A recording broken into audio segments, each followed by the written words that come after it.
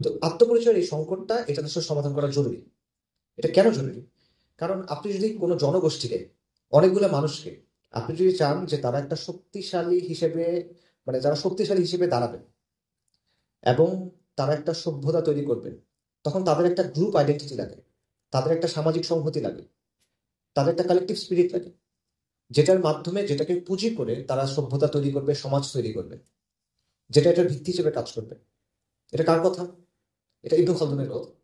ইসলামটা হলো আলটিমেটলি আমাদের মাপকাঠি, কোরআন হলো আর ফুরকান। এবং যে কোনো কন্টেনশিয়াস ইস্যু, যে কোনো ইস্যু যেখানে মতপার্থক্য আছে, এখানে যদি আপনি আপনার মাপকাঠিটা ঠিক করতে পারেন, আপনি যদি মৌলিক জায়গাটা ক্লিয়ার করেন, তাহলে অনেক কিছু তখন বোঝা সহজ হয়ে যায়। যে জিনিসটা নর্মালি মনে হবে অনেক জটিল, কমপ্লেক্স, সেটা আপনি দেখবেন মোটামুটি সহজ হয়ে যাবে। দেখি আমরা, যেমন মনে করেন ইসলাম এক অঞ্চলের খাদ্যাভ্যাস, খাদ্য, এক অঞ্চলের পোশাক, এক অঞ্চলের সামাজিক রীতিনীতি আরেক জায়গার উপর কিন্তু চাপায় দেয় না। ধরেন আরবরা খাবার খায়, তারা কিন্তু মসলা খায় না খাবারে খুব একটা। আবার আমরা স্পাইসি ছাড়া খাবার দাবারটা জমে না আমাদের। ইসলাম কিন্তু আপনাকে বলে নাই যে আপনি আরবের খাবার পছন্দ করতে হবে। ভাষার ক্ষেত্রে দেখেন, ইসলাম কিন্তু আপনাকে বলে নাই, ধরেন আফ্রিকার কোনো মানুষকে ইসলাম কিন্তু বলতেছে না যে তুমি পারস্যের ভাষায় কথা বলো, অথবা পারস্যের মানুষকে বলতেছে না তুমি আফ্রিকার ভাষায় কথা বলো। অবশ্যই কোরআনের ভাষা হিসেবে, সুন্নাহর ভাষা হিসেবে, নবী সাল্লাল্লাহু আলাইহি ওয়াসাল্লামের ভাষা হিসেবে, ইলমের ভাষা হিসেবে আরবির একটা অবশ্যই আলাদা অবস্থান আছে, এটা কোনো ডাউট নাই। কিন্তু কোনো ভাষাকে ইসলাম কিন্তু নাকচ করে না।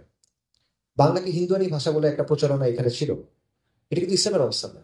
এটা হলো পাকিস্তানি যারা এলিট ছিল, পাঞ্জাবি যারা এলিট ছিল, তাদের অবস্থান। এটা ইসলামের তো কোনো অবস্থান না। কিছু নাই। আপত্তিটা কোথায় আসলে তাহলে? আপত্তির জায়গা দুইটা। প্রথম জায়গাটা চিন্তা করেন একটা সহজ প্রশ্নের জায়গা থেকে, যে ঠিক আছে, একটা সংস্কৃতি আছে, একটা ইসলাম আছে, মানে ইসলাম একটা জিনিস, সংস্কৃতি একটা জিনিস, দুটো যতক্ষণ মিলতেছে ওকে। যখন দুটার মধ্যে সাংঘর্ষিকতা দেখা দিবে, ইসলাম একটা জিনিস বলতেছে, সংস্কৃতি আরেকটা জিনিস বলতেছে, তখন আপনি প্রাধান্য দিবেন কোনটাকে? কোনটা প্রায়োরিটি পাবে? এই জায়গাটায় এসে আসলে সমস্যাটা তৈরি হবে। যতক্ষণ মিলে তখন আসলে সমস্যা নেই, যখন মানে সাংঘর্ষিকতা হয়, কনফ্লিক্ট হয়, তখনই প্রবলেম। এবং এখানে তো অবশ্যই আপনি কোনো একটাকে প্রাধান্য দিতে হবে। একটাকে প্রাধান্য দিবেন, একটা অধীনস্থ হবে। অধীনস্থ কোনটা হবে? তো এই জায়গায় বর্তমানে আমাদের দেশে একটা তর্ক হচ্ছে, আপনারা হয়তো দেখছেন, জাতির জনক নিয়ে। শেখ মুজিবুর রহমান কি বাংলাদেশের বাঙালি জাতির জনক কিনা, এটা নিয়ে একটা তর্ক হচ্ছে। এবং যদি এই প্রশ্ন হ্যাঁ বলেন, তখন একটা প্রশ্ন আসে যে বাঙালি তো ভারতেও আছে, পশ্চিমবঙ্গে আছে, তাদের জাতির জনক কে? শেখ মুজিবুর রহমান কিনা? এটা তো না, স্পষ্টতই না। তো এটা যদি না হয়, তাহলে কেন না, আসলে পার্থক্যটা কোথায়? এটা একটা প্রশ্ন সেখানে থাকে। আরেকটা ব্যাপার হলো, এরকম একটা কথা আছে যে বাঙালি তো বলা হয় হাজার বছরের বাংলা, হাজার বছরের বাঙালি জাতি। তো আপনি এটাকে কেন 1971 সালের যুদ্ধ, 71 সালে তৈরি হওয়া বাংলাদেশ রাষ্ট্রের সাথে যুক্ত করতেছেন? হাজার বছরের বাংলা, 53 বছর আগে 71, মিলে না তো ব্যাপারটা। আর একটা প্রশ্ন থাকে যে জাতির জনক একজন কেন? এখানে তো একাধিক জন হতে পারে। আহ এ কে ফজলুল হক আছেন, সোহরাওয়ার্দী আছেন, মাওলানা ভাসানী আছেন। অথবা আপনি আরো পেছনে যান না, 71-এ আটকে আছেন কেন? আরো অনেক পেছনে যাওয়ার তো সুযোগ আছে। অনেকে সুলতান শামসুদ্দিন ইলিয়াস শাহের কথা বলেন, তাকে আপনি বলেন। এই প্রশ্নগুলো রয়ে গেছে। আবার উল্টো দিক থেকে বলা হচ্ছে যে শেখ মুজিবুর রহমানকে যদি আপনি অস্বীকার করেন, প্রত্যাখ্যান করেন, তাহলে তো আসলে বাংলাদেশ রাষ্ট্র থাকে না। মানে 71-এর মাধ্যমে তো বাংলাদেশ রাষ্ট্রটা আলটিমেটলি আসছে। তো এটা যদি আপনি আসলে অস্বীকার করেন, তাহলে বাংলাদেশ রাষ্ট্রই থাকে না, তো তাকে আপনার মানতে হবে। এটা একটা আলাপ আছে। তো এই যে তর্কগুলা, এই তর্কটা আমরা দেখতেছি, ঠিক আছে, বাট এই তর্কগুলোর পেছনে আসলে কি আছে? এই তর্কগুলোর পেছনে অনেকগুলো ব্যাপার আছে, ইম্পর্টেন্ট অনেকগুলো ব্যাপার আছে, বাট এর মধ্যে সবচেয়ে গুরুত্বপূর্ণ ব্যাপারগুলো একটা হলো, এখানে একটা পরিচয়ের সংকট আছে। আমরা কে, আমরা কি, জনগোষ্ঠী হিসেবে আমাদের পরিচয়টা কি, এই জায়গায় একটা সমস্যা আছে, যেটা কোনো সুরাহা হয় নাই। 53 বছর বলেন, 54 বছর বলেন, এর মধ্যে এই জিনিসটা সুরাহা হয় নাই। এই কারণে এটা নানাভাবে সামনে আসে, এবং এই জন্যই এই তর্কটা হচ্ছে। যেমন আমরা কি বাঙালি নাকি বাংলাদেশি, এটা নিয়ে কিন্তু কয়েক দশকের একটা তর্ক আছে। বাঙালি জাতীয়তাবাদ যেটা, এটা কি আসলে আমাদেরকে ধারণ করতে পারে কিনা, এটা নিয়ে প্রশ্ন আছে। মানে এটা আসলে কতটা ইনক্লুসিভ, এটা নিয়ে একটা প্রশ্ন আছে। এই যে বাঙালি পরিচয়টা, এটা নিয়ে কি আমরা একটা সভ্যতা তৈরি করতে পারবো কিনা, এই জায়গাতেও একটা প্রশ্ন আছে।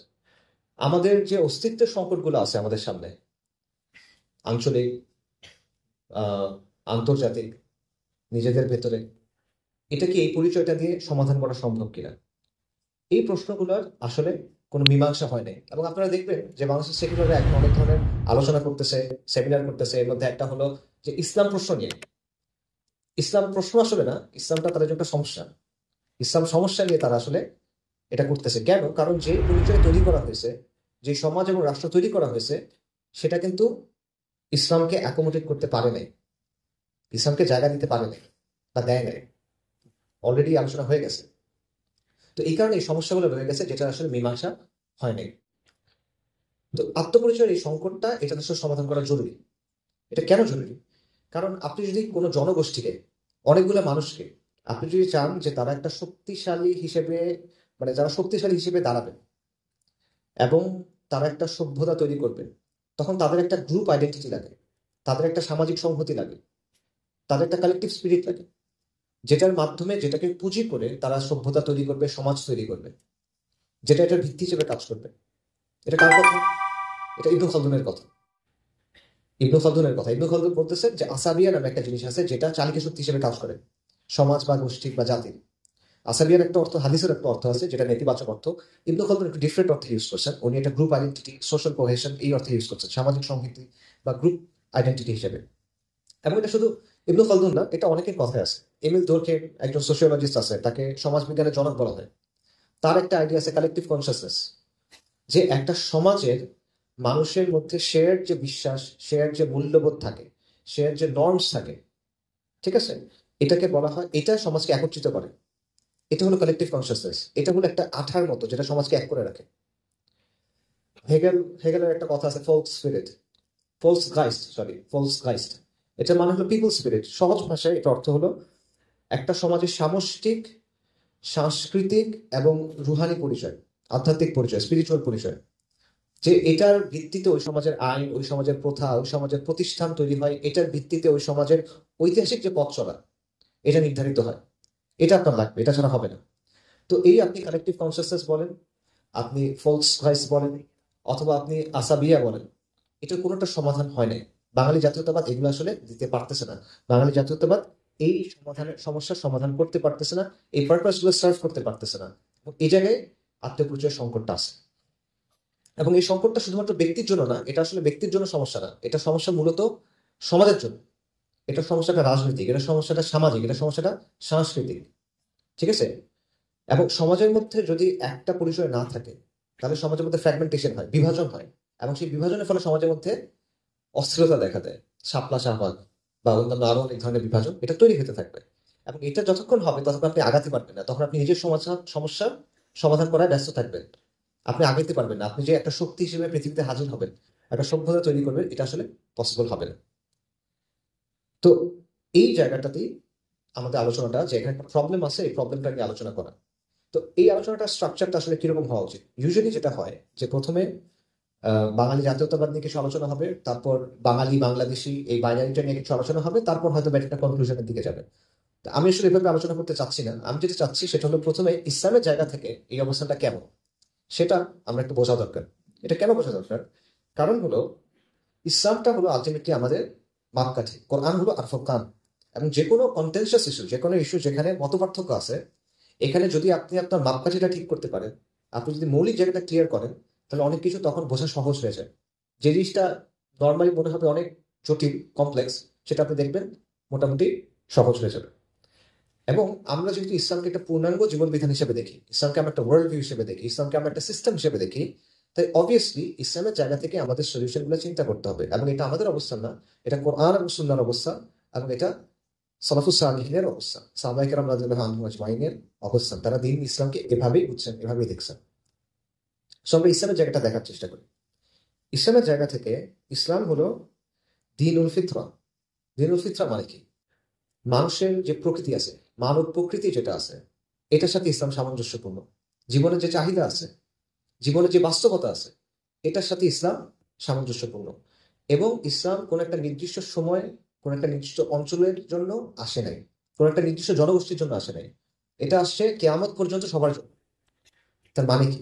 তার মানে হলো ইসলামের প্রশস্ততা আছে, ইসলামের সবকিছুকে অ্যাকোমোডেট করতে হবে, তাই না? আপনি যদি বলেন এটা সমগ্র মানব জাতির জন্য, কেয়ামত পর্যন্ত সব অঞ্চলের জন্য, তার মানে সবাই এটার মধ্যে আসতে পারবে।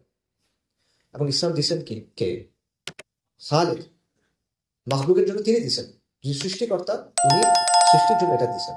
তাই এটা অবশ্যই মানুষ মানে ওই গাড়ির ম্যানুয়াল গাড়ির সাথে মিলে, তাই না? এবং গাড়ি যিনি বানাইছেন উনি কিন্তু গাড়ির ম্যানুয়াল দিতে পারেন।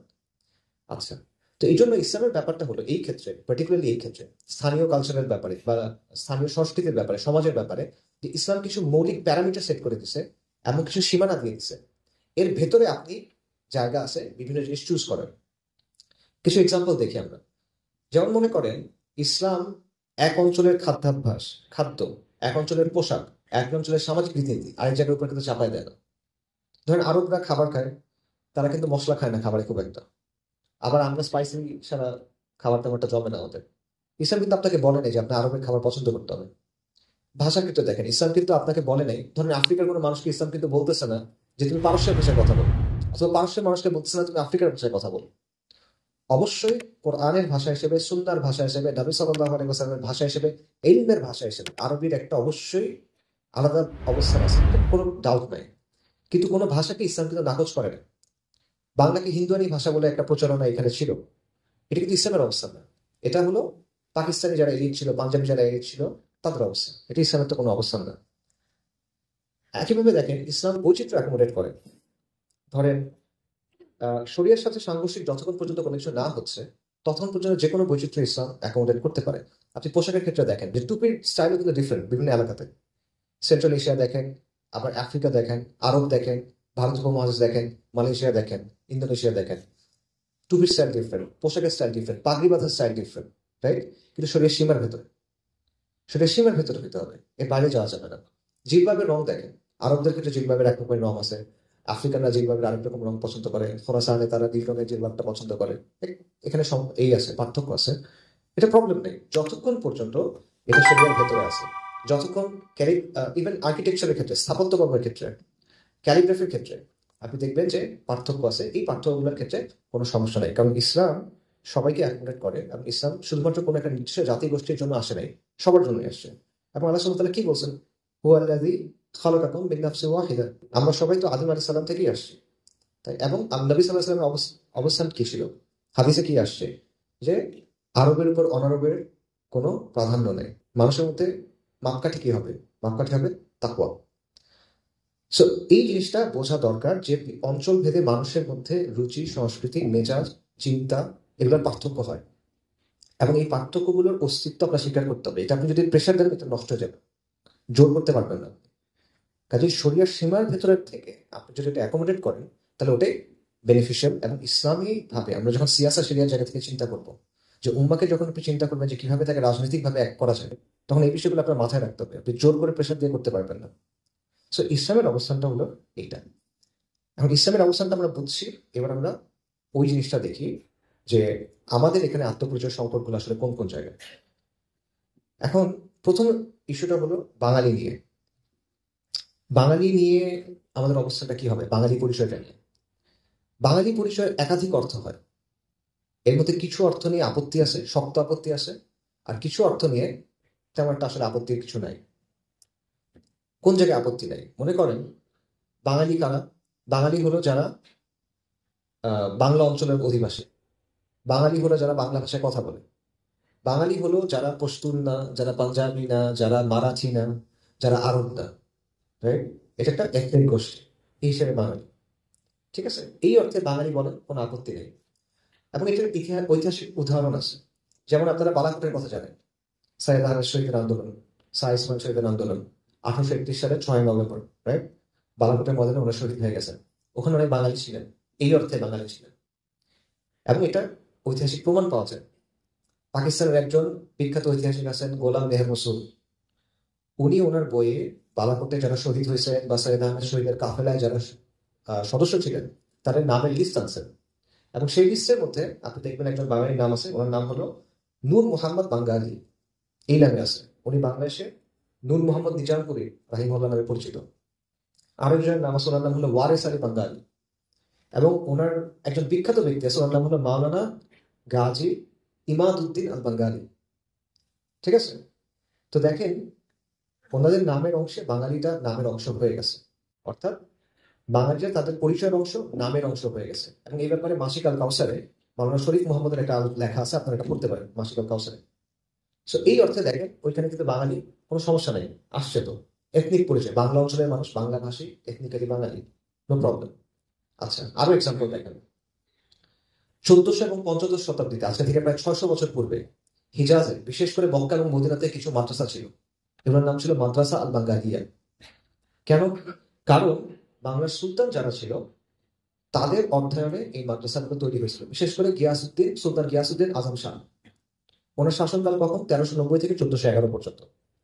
এই সময়ে ওনার অর্থায়নে বিশেষভাবে মক্কাতে এবং মদিনাতে কিছু মাদ্রাসা তৈরি হয়েছিল, এগুলোর নাম ছিল মাদ্রাসা সুলতানিয়া আল গিয়াসিয়া আল বাঙ্গালিয়া।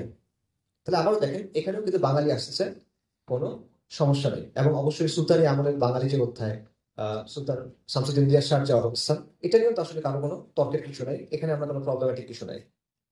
আপত্তিটা কোথায় আসলে তাহলে? আপত্তির জায়গা দুইটা। প্রথম জায়গাটা চিন্তা করেন একটা সহজ প্রশ্নের জায়গা থেকে, যে ঠিক আছে একটা সংস্কৃতি আছে, একটা ইসলাম আছে, মানে ইসলাম একটা জিনিস, সংস্কৃতি একটা জিনিস, দুটো যখন মিলতেছে ওকে। যখন দুটার মধ্যে সাংঘর্ষিকতা দেখা দিবে, ইসলাম একটা জিনিস বলতেছে, সংস্কৃতি আরেকটা জিনিস বলতেছে, তখন আপনি প্রাধান্য দিবেন কোনটাকে? কোনটা প্রায়োরিটি পাবে? এই জায়গাটায় এসে আসলে সমস্যাটা তৈরি হবে। যতক্ষণ মিলে তখন আসলে সমস্যা নেই, যখন মানে সাংঘর্ষিকতা হয়, কনফ্লিক্ট হয়, তখনই প্রবলেম। এবং এখানে তো অবশ্যই আপনি কোনো একটাকে প্রাধান্য দিতে হবে, একটাকে প্রাধান্য দিবেন, একটা অধীনস্থ হবে। অধীনস্থ কোনটা হবে? তো এই জায়গায় সেকুলারদের অবস্থান এবং মুমিনদের অবস্থান ক্লিয়ার। সেকুলারদের অবস্থান হলো এখানে প্রাধান্য পাবে সংস্কৃতি, মুমিনদের অবস্থান হলো এখানে প্রাধান্য পাবে ইসলাম। ইসলাম সবসময় প্রাধান্য পাবে, সবকিছুর উপর প্রাধান্য পাবে, তাওহীদ সবকিছুর শুরুতে, তাওহীদ সবকিছুর শেষে। কিন্তু মাঝখানে যারা, তাদের অবস্থানটা হলো প্রবলেমেটিক। আচ্ছা, এবং আপনি দেখেন ইসলামের যত বিধিবিধান নিয়ে সেকুলারদের যত আপত্তি আছে, তাদের যত কথাবার্তা, সেগুলোর মূল বিষয়টা আসলে কি? মূল বিষয়টা তো এইটাই যে আমরা একটা জিনিস পছন্দ করতেছি, তোমার ইসলাম এটার সাথে মিলতেছে না, সেটা বাদ দাও, বাদ দিয়ে যতটুকু আছে এটা রাখ।